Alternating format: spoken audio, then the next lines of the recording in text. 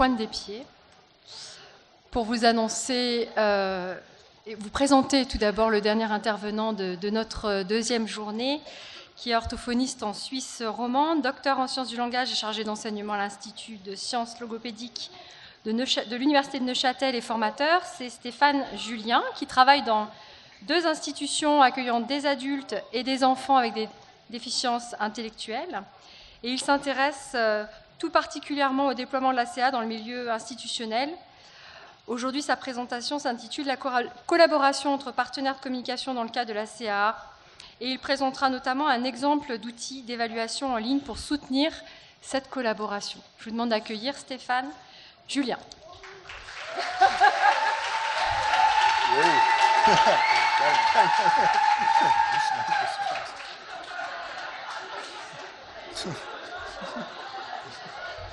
C'est un peu étrange, mais... Ouais, je pense que je vais y arriver sans.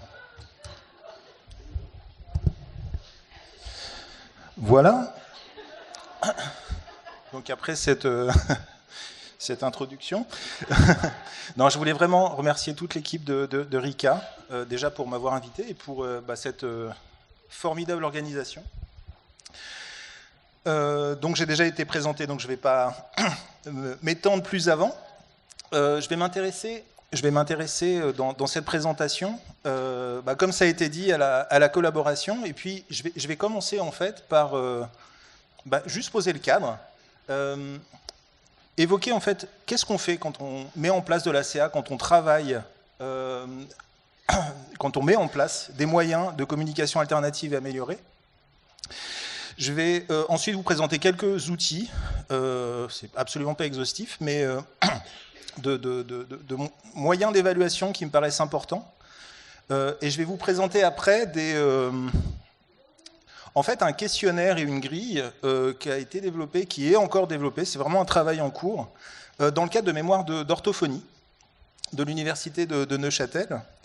Et si j'ai le temps, je ferai le lien avec une chose sur laquelle j'ai travaillé avec la commission romande d'Isaac francophone et les différentes institutions en Romandie, qui est autour de, en fait, comment on organise au sein d'une institution les projets de communication alternative et améliorée. Ça va peut-être répondre aussi à une question qui a été posée lors d'une précédente intervention, enfin en tout cas une tentative de réponse. Voilà. Donc déjà, une notion sur laquelle j'aime bien insister, je préfère la notion de handicap de communication aux besoins complexes de communication. Et je vais déjà parcourir, en fait, qu'est-ce que moi je rencontre dans ma clinique, mais vous aussi, quand on parle de handicap de communication. En fait, on a différents types de caractéristiques du handicap de communication qu'on peut rencontrer. On a, dans le cas des TSA, des difficultés liées à l'initiation de la communication, tout simplement. Quand on a des personnes qui communiquent, qui initient la communication, on peut avoir des formes non fonctionnelles de communication, soit des formes idiosyncrasiques, soit des comportements qui sont des comportements défis, des troubles du comportement pour exprimer des choses. On a des personnes aussi qui ont un accès limité à la communication symbolique. On a des personnes aussi qui sont tout à fait verbales, mais c'est parfois peu ou pas du tout intelligible. Et puis on a des personnes qui ont une communication qui n'est pas fonctionnelle, ils sont verbaux, mais ils vont produire des écholalies, il y a certaines fonctions de communication qui vont être absentes. Donc c'est en fait un panel de difficultés qu'on rencontre et qui sont assez diverses. Donc ça va supposer évidemment des outils et des méthodes d'intervention spécifiques. Ces différents types de handicap, en fait, ils démarrent par différents types de déficiences qui vont de la réalisation motrice de la parole, des troubles du développement du langage, des troubles acquis du langage, des troubles qui portent spécifiquement sur l'interaction sociale, sur le langage en contexte, des troubles du développement intellectuel, la déficience intellectuelle, du polyhandicap et des troubles sensoriels. Donc en fait, on a vraiment une variété également de déficiences. Ces déficiences, elles vont en fait induire un handicap de communication lorsque les personnes, elles sont confrontées à leur contexte social. Et les caractéristiques en fait, de ce handicap, ça va être une dépendance aux partenaires de communication. Ils ne vont pas pouvoir s'exprimer de manière intelligible. Ah, c'est mieux par ici. Ah, alors, bon, mais c'est très bien. Ah oui, si je bouge. Ok. Alors, je vais avoir une approche plus statique. Donc, en fait, ce qui est vraiment caractéristique, c'est la dépendance aux partenaires de communication. La dépendance au contexte physique. Pour évoquer des choses, c'est plus facile d'évoquer des choses qui sont présentes, on peut les désigner éventuellement.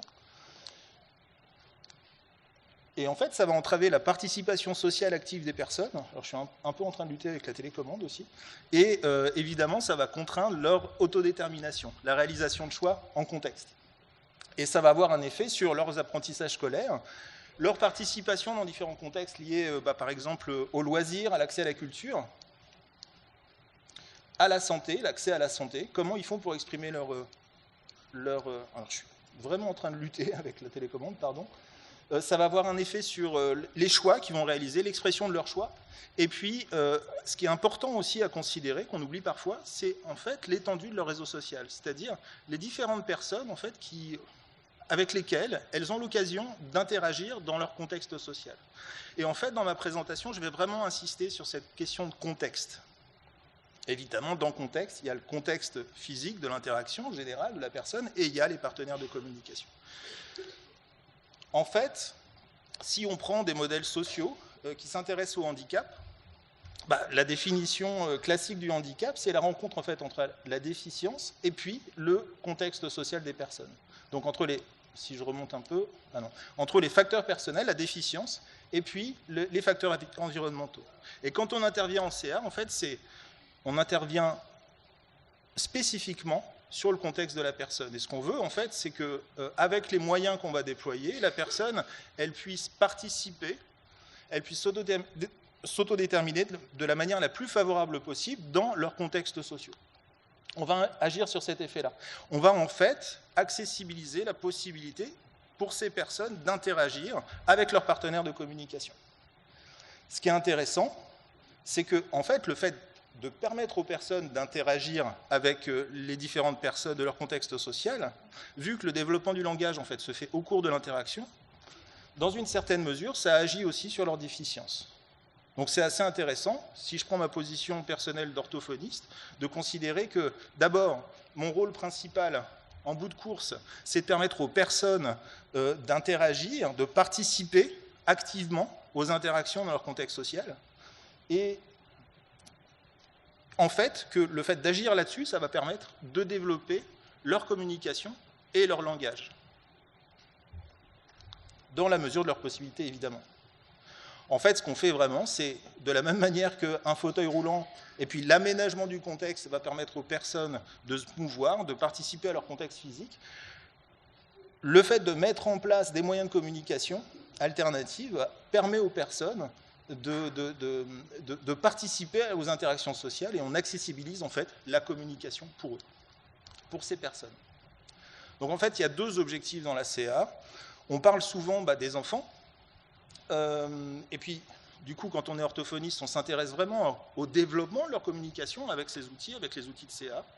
Mais en fait, ce qu'il faut vraiment garder en tête, c'est que de manière plus générale, on leur permet en fait de participer aux interactions. On accessibilise la communication pour ces personnes.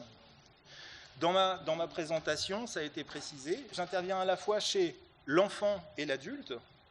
Pour l'adulte, il faut penser à la question de l'accessibilité de la communication. Il faut penser aussi qu'en fait, un adulte, il se développe à tout âge. Le pronostic, les enjeux ne sont peut-être pas exactement les mêmes, mais il y a une notion aussi développementale chez l'adulte. Donc agir sur l'environnement, qu'est-ce que ça veut dire ? On ajoute des moyens de communication alternatifs, ça c'est le premier point. On va aussi travailler sur les partenaires de communication. Ça a été dit par Christelle Maillard précédemment. En fait, en tant qu'orthophoniste, on devrait penser assez systématiquement, dans le cadre des projets CA, aux interventions en direct. C'est-à-dire intervenir, accompagner, former les différents partenaires de communication, familles et professionnels, qui entourent les personnes avec handicap de communication. Donc ça suppose l'implémentation de moyens de CA et l'ajustement des partenaires de communication. Et le troisième point, qui est aussi essentiel, c'est l'aménagement du contexte. Et en fait, dans nos interventions, qu'on soit orthophoniste ou qu'on soit simplement impliqué dans des projets de communication alternative et améliorée, ces trois aspects qui sont essentiels. Maintenant, du coup, comment on fait pour évaluer? Parce que si j'évalue une personne qui utilise un moyen de CA ou qui présente un handicap de communication, ben, il va falloir que je m'occupe de comment elle utilise son moyen de CA, comment elle communique, mais il va falloir aussi que j'observe quelles sont les pratiques des partenaires de communication. Il va falloir aussi que j'observe dans le contexte, qu'est-ce qui est aménagé pour les personnes pour que la communication soit possible. Et en fait, ces trois dimensions qui sont essentielles, qui concernent encore une fois à la fois les orthophonistes comme les différents professionnels qui interviennent auprès de ces personnes. On a parlé aussi précédemment de l'évaluation dynamique, c'est-à-dire que quand on rencontre la première fois des personnes en situation de handicap de communication, il faut évaluer un peu la situation initiale, mais évidemment, cette évaluation elle doit aussi se continuer au fil des interventions pour à la fois évaluer les progrès de la personne et en fait l'efficacité de nos interventions. Maintenant, c'est comment on fait, quel outil d'évaluation. Si je reviens sur l'un des trois aspects, je vais être très bref sur cet aspect-là, l'aménagement du contexte. Alors on a un certain nombre de choses qu'on peut mettre en place dans l'environnement de la personne, en termes d'information par rapport à son programme. Là on voit un environnement Teach qui concerne les TSA, les personnes qui présentent un TSA. On a un certain nombre de pictogrammes qui peuvent expliquer les règles d'une activité ou des règles sociales tout simplement. Les différentes étapes d'une activité qu'on demande à faire à la personne. Dans l'aménagement du contexte, il y a aussi finalement où je vais disposer les moyens de communication. Ça aussi, ça doit faire partie de l'évaluation et évidemment de l'aménagement général du contexte. Une chose qu'on oublie aussi, c'est que les partenaires de communication, tout à l'heure je vais parler de leur ajustement dans l'interaction, mais en fait, dans le contexte physique, les personnes, elles doivent, en fonction du moyen de communication, ajuster leur positionnement, quand ils interagissent avec des personnes avec un handicap de communication. Ça aussi, c'est des choses qui sont importantes à évaluer.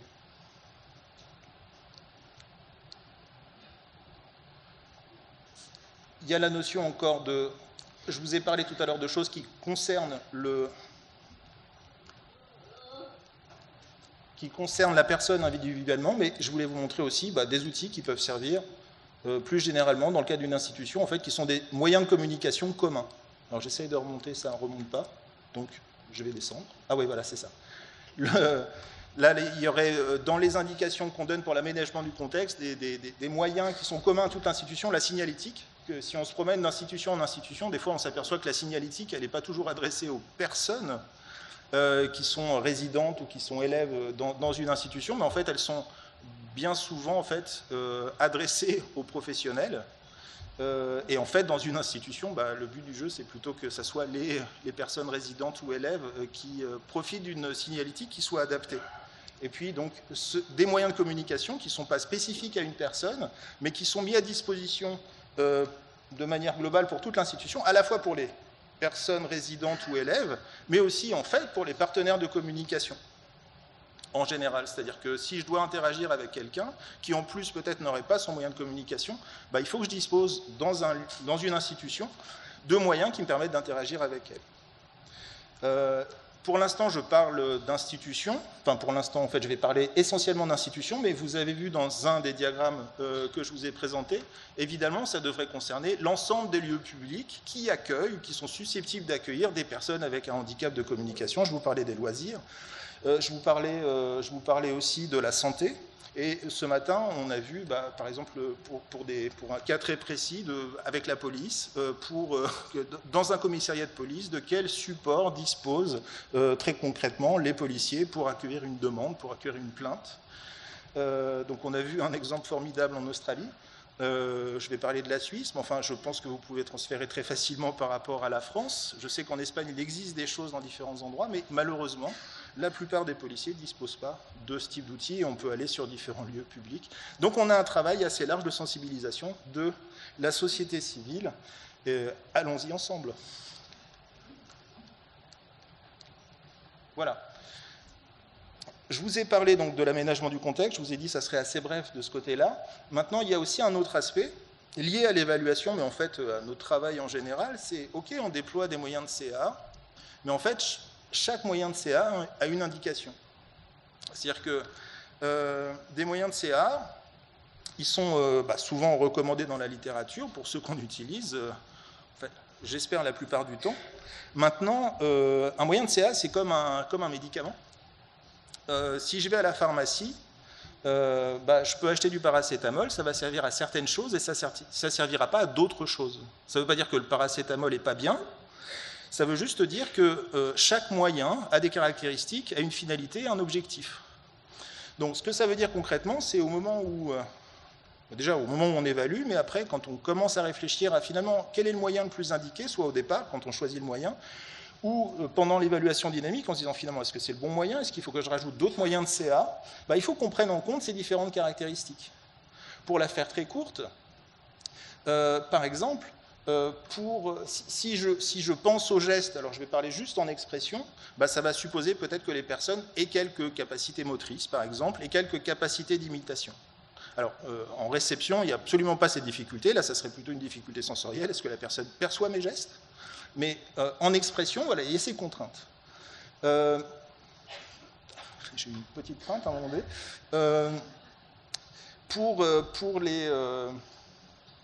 Pour les contacteurs, si je vais du côté du polyhandicap, par exemple, ce qui va m'intéresser avec les contacteurs, ça va être le fait que ça va être des personnes qui vont être capables d'interpeller, par exemple, entre autres. Ce qui va se passer aussi, c'est que peut-être que je vais pouvoir mettre en place certaines compétences, là on dépasse un peu la communication, mais évidemment ça en fait partie aussi, des liens de cause à effet. J'appuie quelque chose, j'appuie sur un élément, ça déclenche quelque chose dans mon environnement, je suis capable d'agir sur mon environnement et de comprendre des liens de cause à effet. Ce qu'une personne en situation de polyhandicap a plus de mal à déjà expérimenter et à développer comme compétences cognitives dans son développement. Donc voilà, on a un certain nombre d'indications pour chaque moyen de CA. On a aussi des compétences cognitives. J'ai commencé par les gestes, en fait, par les compétences cognitives avec les capacités d'imitation. Mais on a des choses intéressantes. Si je vais maintenant, pour vous donner un exemple, par rapport aux outils technologiques, tout à l'heure, on a vu des utilisateurs. Parmi les utilisateurs qu'on a vus dans la vidéo, il y avait une personne qui utilisait le système InSpeak. Le système InSpeak, ça fonctionne par combinaison de pictogrammes. Typiquement, il faut que je connaisse ces combinaisons de pictogrammes pour pouvoir dire un mot. Bon, ça veut dire qu'il faut que j'ai appris ces combinaisons et que je sois capable de m'en rappeler. Pour certains autres outils, par exemple pour le TD Snap ou le Proloco, il y a un certain nombre d'icônes que je peux reconnaître. Donc une fois que je sais à peu près où ils se situent, je peux reconnaître ces icônes et finalement les produire sans avoir nécessairement une maîtrise totale de l'emplacement et de l'ensemble de l'outil. Donc il y a à la fois une finalité dans les caractéristiques des moyens de CA et puis des compétences cognitives, motrices qui sont mobilisées. Donc là encore, au moment de l'évaluation, au moment de la prise de décision par rapport au choix des moyens de CA, ça doit nécessairement intervenir, évidemment. Et on a encore la problématique des moyens d'accès, où là encore, il y a un certain nombre de compétences à évaluer.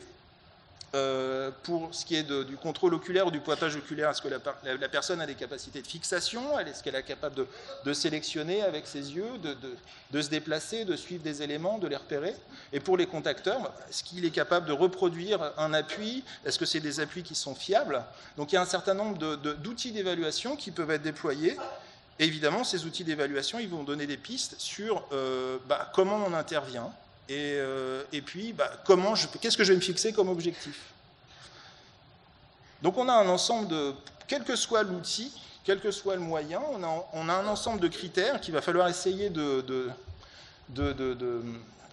d'observer, d'évaluer, et puis ces différents critères, ils vont permettre une prise de décision. Dans les compétences que j'ai évoquées, il y a des capacités motrices, il y a des capacités linguistiques, il y a des capacités cognitives, et évidemment, ça va concerner à la fois, et puis sensorielles, ça va concerner à la fois des logopédistes, des ergothérapeutes, des orthoptistes, des spécialistes de la vision, de la basse vision. Et puis, ça je vais y revenir tout à l'heure, par rapport à ce qui est de l'intervention, mais aussi de l'évaluation, je vais avoir besoin de gens qui sont au quotidien avec la personne. Donc si on est au niveau professionnel, les éducateurs, les enseignants spécialisés, ils vont aussi participer à l'élaboration du projet et au déroulement de l'évaluation. Donc vous voyez tout de suite qu'il y a déjà des compétences qu'on doit se partager, donc c'est pour ça que j'ai évoqué le terme de transdisciplinarité, mais il y a aussi en fait la collaboration. Donc vous voyez déjà la complexité venir, on a des caractéristiques des différents outils avec des critères, des indications, une transdisciplinarité, la nécessité d'une collaboration. Comme logopédiste, je ne peux pas mener une évaluation exhaustive d'une personne quand je pense à implémenter un moyen de communication alternative. Et je rajoute encore, pour rappel, mais je le ferai à plusieurs moments, le fait que, en fait, ce qui est intéressant, c'est comment ça se passe dans le contexte social de la personne. C'est-à-dire, si je prends mon exemple d'orthophoniste, ce n'est pas seulement dans mon bureau, c'est comment ça se passe à la maison, comment ça se passe dans la cour de récréation, comment ça se passe en classe, comment ça se passe dans ces différents contextes sociaux. Et là encore, vous voyez poindre une autre difficulté qui est comment je fais pour avoir toutes ces informations.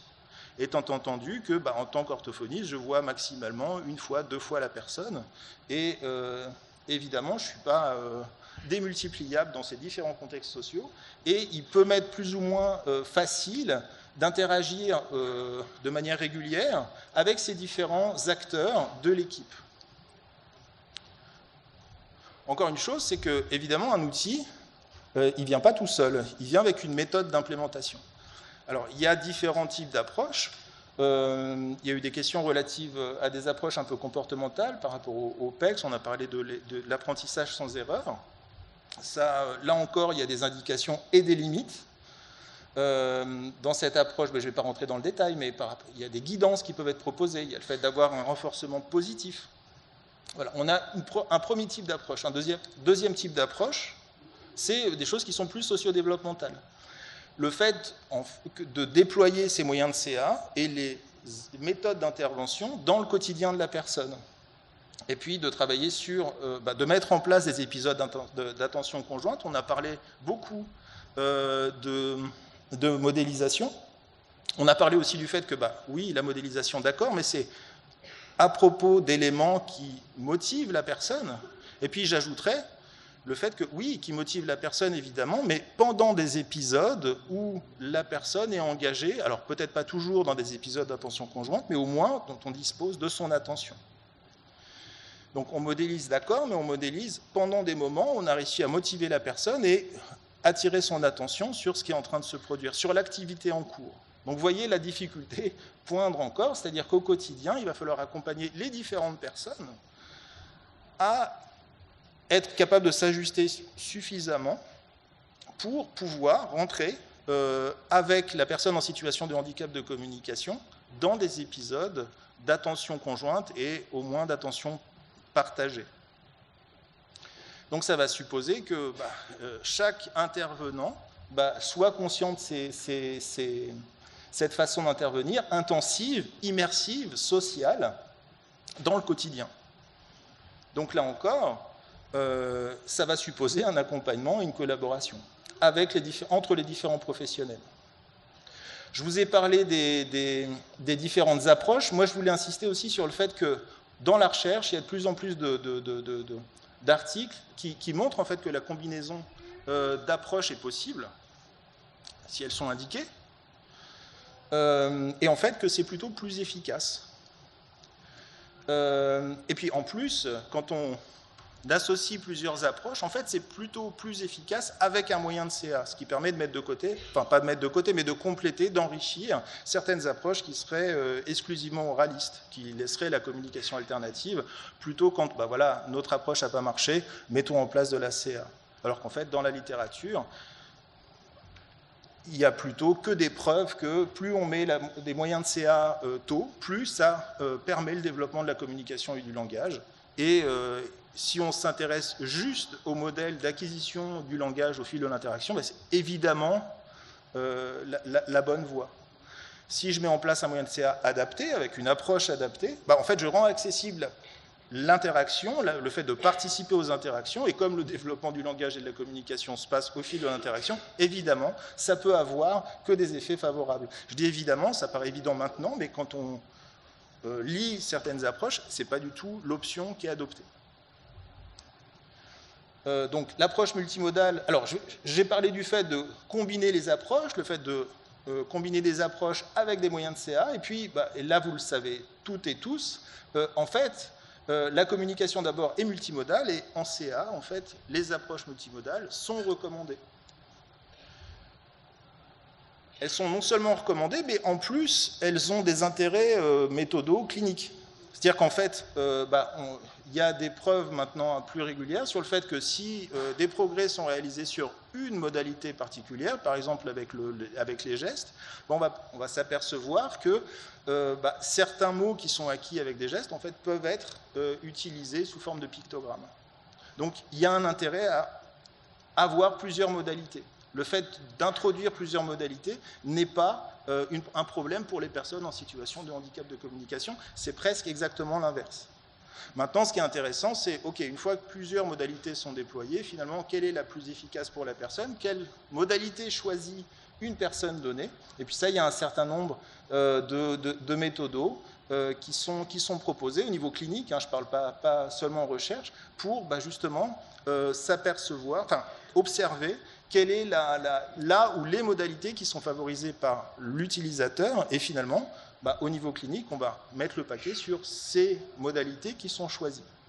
Donc on a les caractéristiques de la modalité, mais en fait on a aussi l'usage, et quand je dis l'usage, vous avez compris, c'est évidemment l'usage en contexte.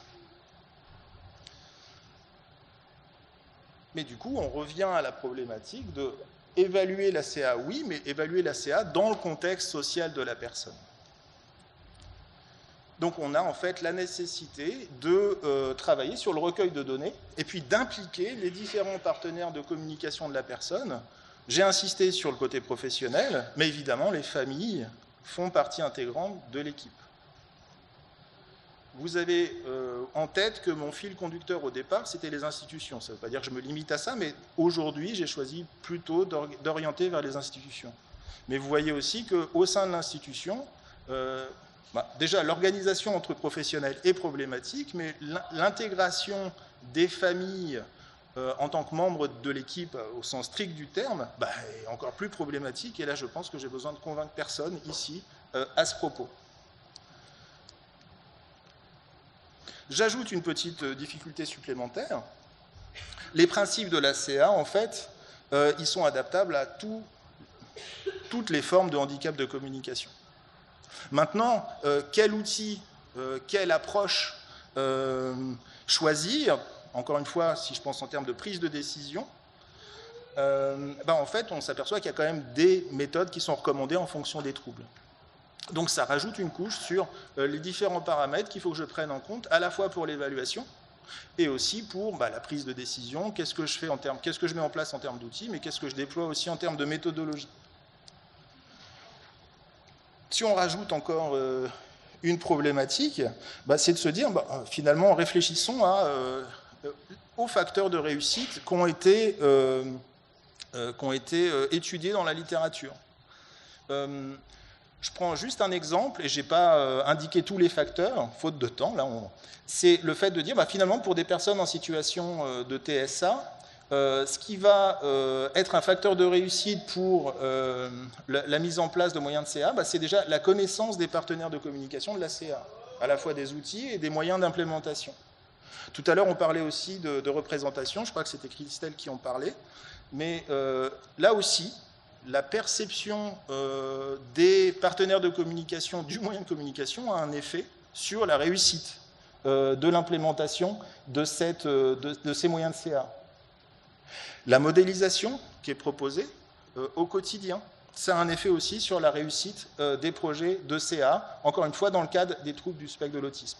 La fréquence de prise en charge, et il y a d'autres facteurs encore. Le niveau cognitif, la compréhension orale, il y a un certain nombre d'autres facteurs qui sont indiqués dans cette excellente publication. On peut se poser la question, alors à l'inverse, finalement, qu'est-ce qui est évoqué, là c'était dans le cadre de questionnaires, comme raison de l'abandon.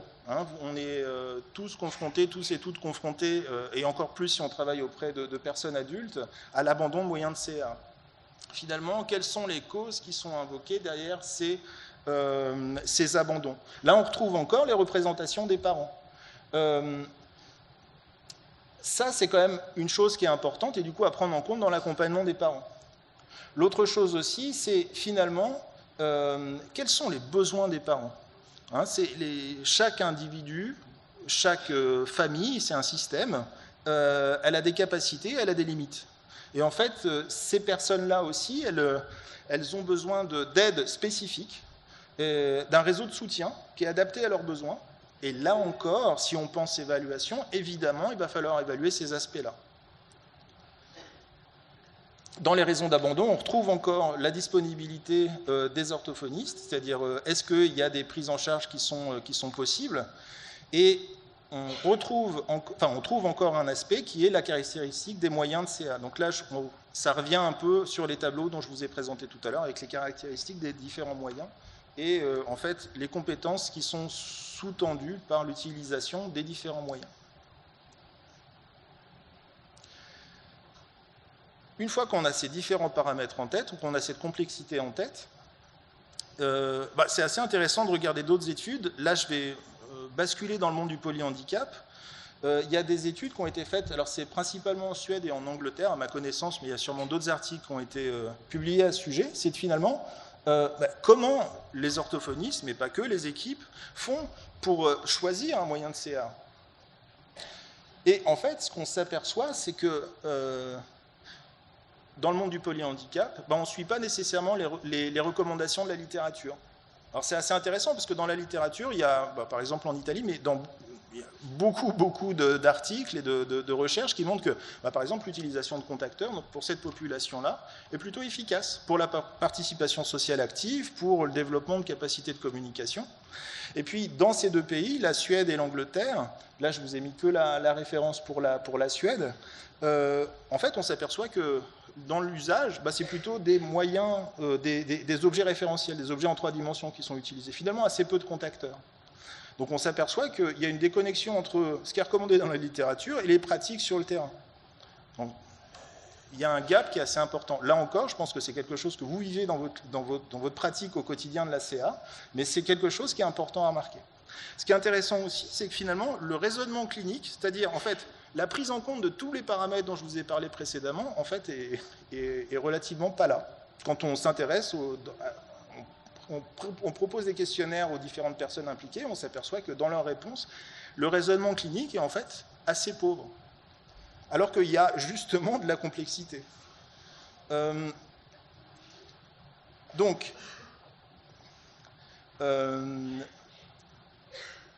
y a une déconnexion par rapport à la littérature, et puis vous avez compris aussi qu'une évaluation qui irait en fait dans le sens de ces différents paramètres supposerait beaucoup de collaboration, supposerait en fait beaucoup de temps, et finalement supposerait la mise en place d'outils qui permettent cette collaboration. Et quand on regarde dans la littérature ou les outils existants, l'accent n'est pas forcément toujours mis sur cette collaboration. Puis si on revient encore sur nos pratiques au quotidien, finalement, si je pense à mon travail, mon temps d'échange avec mes collègues est en fait assez limité. Tout à l'heure, Christelle parlait aussi des interventions directes. En fait, ça fait partie de mon travail principal. Alors qu'en fait, en CA, mon temps de collaboration devrait être très grand. Et finalement, mon temps d'intervention indirecte devrait être peut-être mon activité principale. Et si je regarde encore, là, pour parler d'autres enjeux, ma formation initiale, en fait, dans ma formation initiale, je suis vraiment formé à l'intervention directe. J'ai peu de formation sur la formation d'adultes. Qu'est-ce qui marche ne marche pas. Et en fait, c'est des enjeux centraux par rapport à la CA. En fait, quand on s'intéresse, on regarde les choses un peu plus larges, pour les troubles de la communication en général, les troubles du développement du langage, Christelle, tu l'as rappelé aussi, c'est essentiel. Mais pour la CA, dans la littérature, on ne voit que des articles qui mettent en avant le rôle des familles, le rôle de la collaboration. Voilà. Donc on a un gap. Maintenant, si on regarde un petit peu quelques outils, un outil qui m'intéresse, c'est le iAsk, où en fait, justement, dans les critères qui sont choisis par rapport à l'évaluation, et en fait par rapport à la prise de décision, des moyens qui sont déployés, on voit des critères. Donc là, c'est ce qu'on voit en haut, dans le petit rectangle bleu. Je ne sais pas si vous arrivez à lire, mais de toute façon, je vais je vais vous les indiquer. Il y a finalement bon, les caractéristiques de l'enfant, donc ça on peut s'y attendre, de la plupart du temps on le fait déjà. Les caractéristiques du moyen de communication, là par rapport aux références dont je vous ai parlé précédemment, on voit qu'il y a déjà moins de prise en compte de cet aspect-là. Je fais une parenthèse, dans les formations que j'ai l'occasion de donner dans différentes institutions, des responsables d'institutions arrivent régulièrement en me disant « mais c'est sympa la CA, mais il y a plein d'outils, différentes applications, différentes méthodes, il y a les gestes, il y a les pictogrammes, quand il y a des pictogrammes, il y a des cahiers de pictogrammes, il y a des tableaux de pictogrammes, il y a le PEX, il y a trop de choses. Moi, ce que je veux dans mon institution, c'est un truc. Puis ce truc-là, on va le dérouler. Et puis, je reviens toujours à cette comparaison que je vous ai faite tout à l'heure par rapport au paracétamol. En fait, oui, c'est comme quand on rentre dans une pharmacie, puis on arrive, je viens de me casser la jambe, paracétamol. J'ai un problème d'arthrite, paracétamol. J'ai un problème digestif, paracétamol. Donc, ces petites comparaisons qui valent ce qu'elles valent, en fait, ça permet de comprendre que finalement, quand on aborde les questions de handicap de communication et de CAA, les personnes, finalement, réfléchissent à l'envers. Ce serait le genre de raisonnement qu'on ne poserait pas du tout pour des questions médicales. J'aime bien aussi la comparaison, comme ça je reviens sur ma petite photo tout à l'heure avec la personne qui est devant une bouche de métro à Paris en fauteuil roulant. Bon, dans le handicap moteur, ça serait un truc du genre, moi, ce que je veux, c'est simplement des béquilles. Alors, la personne ne peut pas vraiment manipuler les béquilles, mais moi, le handicap moteur, pour moi, c'est les béquilles. Donc, les personnes tombent avec les béquilles, ça serait mieux un fauteuil, mais moi, j'utilise dans mon institution des béquilles. Et heureusement, aucun responsable d'institution réfléchit comme ça pour le handicap moteur. Et finalement, pour le handicap de communication, c'est à peu près ce qu'on entend, alors je ne vais pas dire 50% du temps, mais en fait, on va dire une proportion significative du temps, on entend ce genre de raisonnement. En fait, qui est complètement découplé à la fois des besoins de la personne et puis du raisonnement clinique. Enfin, clinique, du raisonnement CA, on va dire, on n'a pas besoin de parler de clinique. Alors ça, c'était pour, finalement, les critères qui sont pris en compte dans l'évaluation et dans la prise de décision, les caractéristiques de l'enfant, les caractéristiques des moyens de communication, et puis les moyens d'accès. Bon. Après, il y a dans la partie inférieure du schéma, qui concerne donc encore une fois la prise de décision, et directement aussi l'évaluation, c'est en fait les aspects culturels. Hein, on parle d'approche souvent, mais en fait, il faut élargir. C'est finalement, derrière mon exemple de pharmacie ou ma comparaison avec le handicap moteur, ce qui est sous-jacent à ça, c'est finalement des aspects culturels. Quelle position sociale on attribue à une personne qui a un handicap de communication? Quelle place on lui donne? Et qu'est-ce qu'on est capable de mettre en place? Non, c'est pas que capable, c'est quelle est la volonté qu'on a de mettre en place des choses qui rendent accessible la participation aux interactions sociales. Et c'est tout le bénéfice de ce type de modèle, il n'y a pas que lui, hein, je vais vous en présenter d'autres ensuite, mais c'est vraiment autour de ça. Et finalement, on va s'apercevoir qu'il y a des critères du genre la façon de travailler.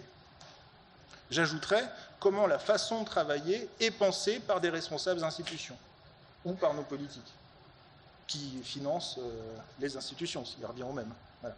Et finalement, quelles sont les ressources disponibles en tant que professionnel et en tant que matériel? Ah ouais, d'accord, ok. Ouais, je suis donc super bavard. Ouais. Ok. Donc vous avez un certain nombre de caractéristiques. Je vais aller un peu plus vite. Non, mais ça, voilà.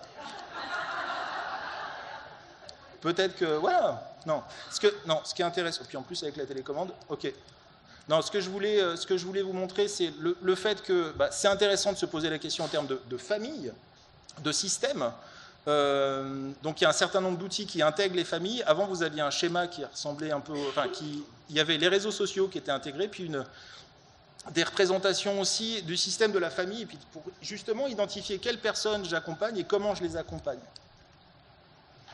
Voilà. Un certain nombre d'outils sur lesquels, de toute façon, je voulais aller assez vite. Mais vous les aurez dans les diapos. Le fait que... Non, une chose, je vais quand même prendre quelques minutes juste pour ces aspects-là, qui concernent l'évaluation, mais pas que. Tout à l'heure, il a été fait question des vidéos. Dans la recherche, il y a un certain nombre d'approches inspirées de l'analyse conversationnelle qui s'intéressent aux interactions, qui analysent vraiment de manière qualitative le déroulement vraiment au niveau au sein des activités, dans le contexte social de la personne, de manière séquentielle, pas à pas, comment se déroule une interaction avec des utilisateurs de moyens de CA. Et on s'aperçoit qu'il y a évidemment des caractéristiques spécifiques. Ce qui est intéressant, c'est que ces outils, ils peuvent justement être utilisés dans le cadre d'accompagnements parentaux, avec la vidéo en rétroaction, aussi, qui a été également évoquée par Christelle. Donc on a un certain nombre de personnes, familles ou professionnels, qu'il va falloir toucher, former, accompagner. Et évidemment, il va falloir aussi essayer de voir comment on met en place cette collaboration et comment elle peut être efficace. Et on revient sur des critères en fait, qu'on a retrouvés dans l'évaluation, sur l'efficacité de la CA en général, l'acceptation de la CA, la formation et les conditions de travail. Je passe allègrement sur ces aspects-là. Ça, vous l'avez déjà... voilà, ça c'est ce dont Christelle a parlé tout à l'heure. Là, c'est ce que je vous ai dit par rapport à la rétroaction. Moi, je voulais du coup finir par justement ces grilles et questionnaires que j'ai annoncés tout à l'heure. Une première grille en fait, de recueil de données. C'est-à-dire il ne s'agit pas ici de recueillir intégralement tout ce que dit l'enfant, c'est juste de demander aux partenaires de communication, professionnels ou familles, de recueillir, même de manière tout à fait anecdotique, des productions de la personne.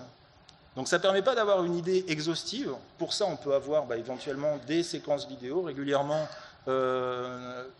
réalisées, mais on demande à différents partenaires de communication de relever des données, de préciser le contexte, dans une grille d'évaluation, de préciser le contexte, les activités en cours, la date évidemment, parce que comme ça, ça va permettre de mener une évaluation dynamique, d'essayer de voir la modalité,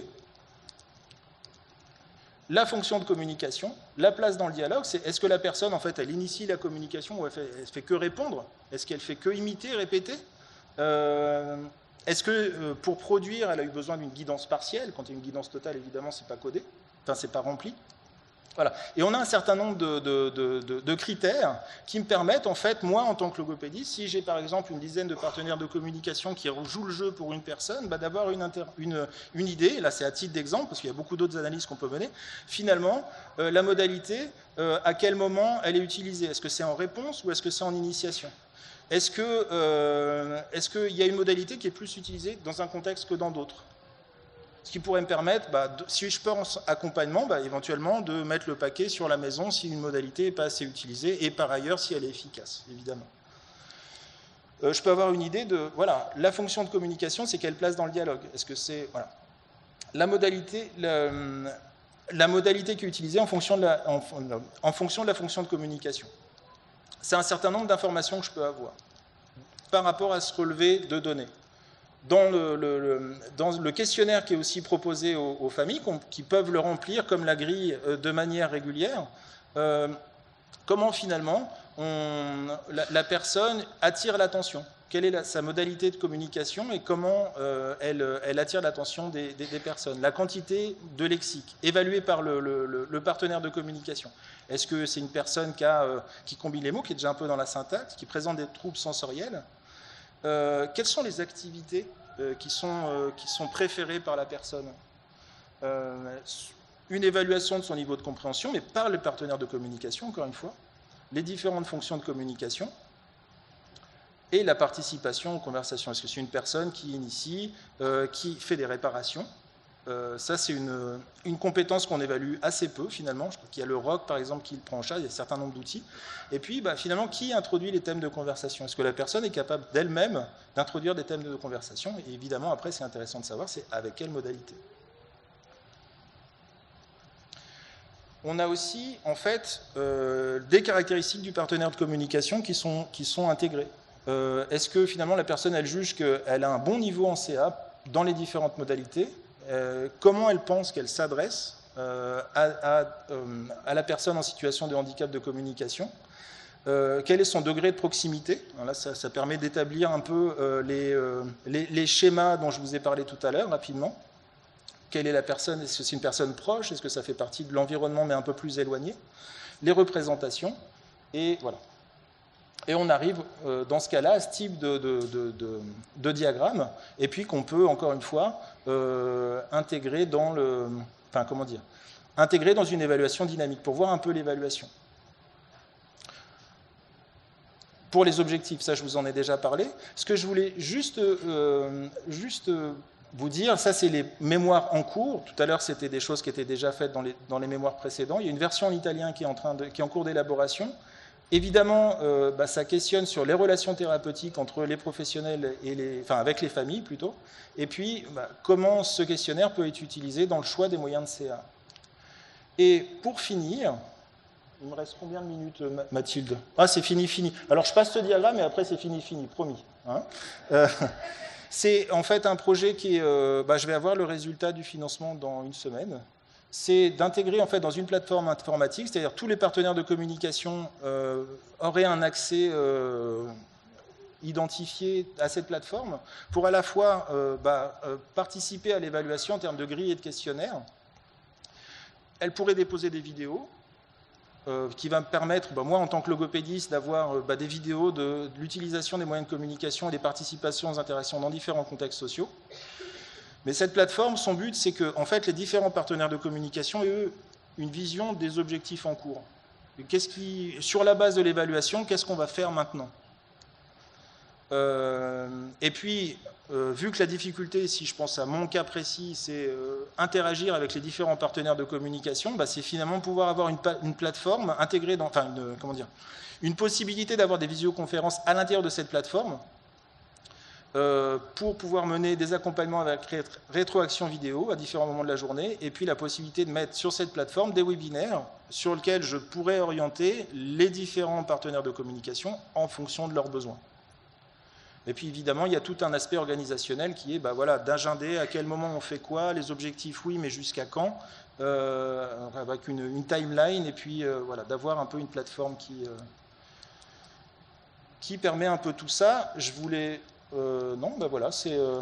vous avez de toute façon ces diapos, évidemment. Non, ce que je voulais juste dire comme ça, c'est que c'est en lien aussi avec une réflexion qui a été menée autour de, finalement, comment on organise le travail de l'ACA dans les institutions. Et je voulais vraiment finir sur cet aspect-là, qui répond donc à une question qui a été posée précédemment, qui est, en fait, la responsabilité d'un moyen de l'implémentation des moyens de CA et de la CA en général, ça ne doit pas reposer sur les thérapeutes ou un éducateur ou une éducatrice volontaire. En fait, c'est des projets d'institution qui supposent une organisation de la formation des différentes personnes.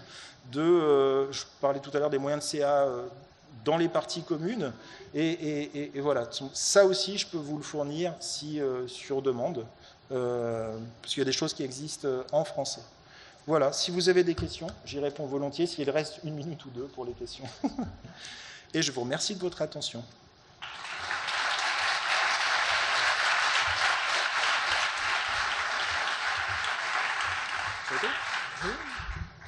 Merci beaucoup Stéphane. Je trouve que les acclamations sont beaucoup moins imposantes que l'accueil quand même qui était...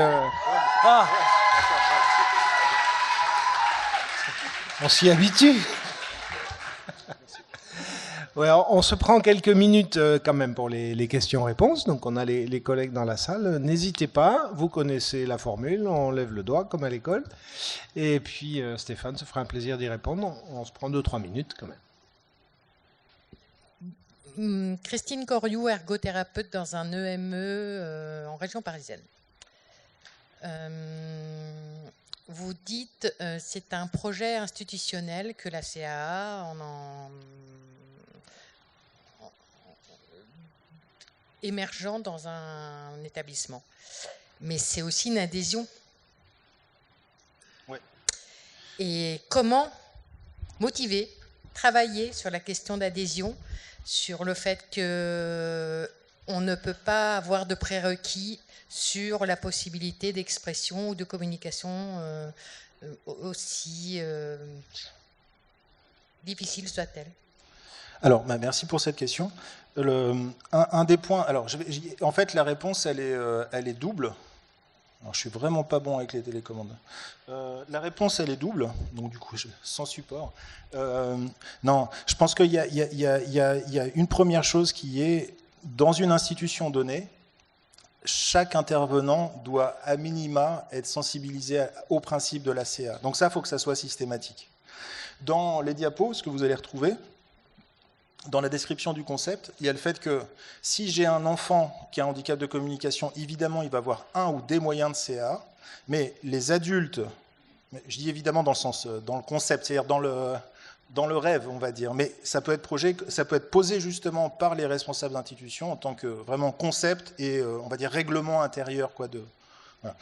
De dire, voilà, chaque personne avec un handicap de communication, c'est comme le fauteuil, quoi. Elle ne peut pas marcher, elle a besoin de moyens auxiliaires et de personnes formées autour. Donc ça veut dire, dans un groupe de vie, dans une classe, dans un atelier, les professionnels qui sont susceptibles d'interagir avec la personne utilisatrice d'un moyen de CA, par défaut, elles doivent être formées dans ce moyen de CA. Ça ne veut pas dire experte, ça veut juste dire je sais à peu près comment il faut faire. Donc ça fait 2 niveaux de formation, c'est-à-dire pour tout le monde, sensibilisation. Pour les personnes concernées directement, une formation spécifique à l'outil, chaque année. Puis là, on voit bien que, c'est ce que je disais, ça ne peut pas reposer sur à la fois la bonne volonté de l'éducateur ou de l'éducatrice très motivée, ou sur les thérapeutes qui ont identifié qu'il y a un besoin, et puis vas-y que je t'accompagne. C'est pas comme ça que ça marche. Ça doit nécessairement venir d'en haut, de responsables d'institutions qui organisent en fait une formation chaque année spécifique. Et ce que j'entends souvent quand je présente ce concept, c'est oui, mais ça coûte cher. En même temps, on peut, à budget égal, se dire, ok, j'ai des ressources peut-être pas suffisantes qui me sont allouées. Ces ressources-là, je vais les mettre spécifiquement pour les personnes qui sont directement concernées par l'accompagnement d'eux. Ça ne sera pas à la demande des professionnels, ça pourrait être aussi si on a plein d'argent, mais si ce n'est pas le cas, alors mes fonds, ça sera spécifiquement pour les personnes qui sont concernées directement par un moyen voilà, c'est ce genre de choses. Et puis après, une fois que j'ai mis ça en place, c'est super, mais il faut l'évaluer. Parce que, et ça arrive quand on pose un concept, des fois il y a des lois, et puis l'application de la loi, bon. Il faut donc un groupe qui soit garant dans l'institution, qui soit composé d'orthophonistes, mais aussi d'éducateurs, d'ergo, de différents professionnels, pas nécessairement énorme, mais un groupe qui soit garant d'aller embêter les directions pour dire « ça, c'est pas fait », et pour aller vérifier sur le terrain que telle personne et telle personne n'est pas formée, alors que zut, il y a ce moyen de communication qui est déployé. Et un autre aspect que vous verrez, il y a un lien dans les diapos, c'est en fait l'évaluation en fait, de ce qui se passe. Là, je vous ai parlé d'évaluation des partenaires de communication et de la personne, mais l'évaluation de la pratique dans l'institution. Là, ce n'est pas les romans en Suisse romande qui ont été à la manœuvre, c'est l'association alémanique qui a fait une espèce de grille d'évaluation qui fait 6-7 pages, donc absolument pas exhaustive et absolument pas appliquée, hein, donc il n'y a pas de truc genre en Suisse c'est mieux, c'est pas ça, mais l'outil existe, qui est traduit en français et qui permet d'avoir en fait des coches est-ce que ça je le fais dans mon institution, oui, non, est-ce que ça c'est coché, oui, non, et puis du coup d'avoir une idée si dans mon institution, si j'étais directeur d'institution, est-ce que je le fais ou est-ce que je le fais pas, et avec voilà, du coup un groupe qui viendrait me challenger en me disant monsieur là ça c'est pas fait, il va falloir changer l'année prochaine, et puis voilà, ce genre de choses. Mais vous voyez bien, l'histoire d'un concept, c'est pas le fait de se dire il faut une loi, il faut tout ça, c'est juste le fait de responsabiliser les responsables d'institutions, les directions d'institutions, pour que si on a des fauteuils roulants de la communication ou des personnes qui ont un handicap moteur, voilà, il faut qu'il y ait forcément des professionnels formés. Et puis, après, il y a évidemment des enjeux. C'est dans la formation initiale, est-ce que c'est suffisant? Est-ce que dans la formation continue, est-ce que c'est suffisant? Là, je parle pour les différents professionnels. C'est d'autres sujets qui sont évidemment connectés. Mais voilà. Mais il y a aussi des craintes. Alors, oui, il y a les décideurs, mais il y a aussi des craintes des personnels du quotidien, au contact même des enfants, qui disent « ça prend du temps, il ne peut pas dire, comment veux-tu faire, moi je ne sais pas, il ne me communique rien, même si on travaille ». Alors, c'est au fait l'idée que aussi, qu'est-ce qui va c'est quoi cet inconnu, vers où ça va nous porter? Je ne vous parle pas d'autres communications alternatives qui utilisent des mains pour parler pour l'autre personne. Crainte. Je vais aller. Je vois 2 sujets. crainte du professionnel. Et là, il faut se souvenir qu'il y a une littérature qui existe, il y a des pratiques recommandées. Et en pharmacie, on ne propose pas de médicaments qui ne sont pas recommandés dans la littérature. Donc déjà, ça me permet de mettre ça de côté. C'est-à-dire, crainte, d'accord, mais en fait, s'il y a derrière, on revient sur la question de formation. Et formation aux méthodes recommandées, premier point. Deuxième point, je l'ai oublié. Je ne sais plus ce que je voulais dire. Désolé, j'ai mon premier point appris. Non, mais oui, en tout cas, c'est des enjeux importants. Ouais. Merci beaucoup. Je crois qu'on va s'arrêter là. Merci Stéphane.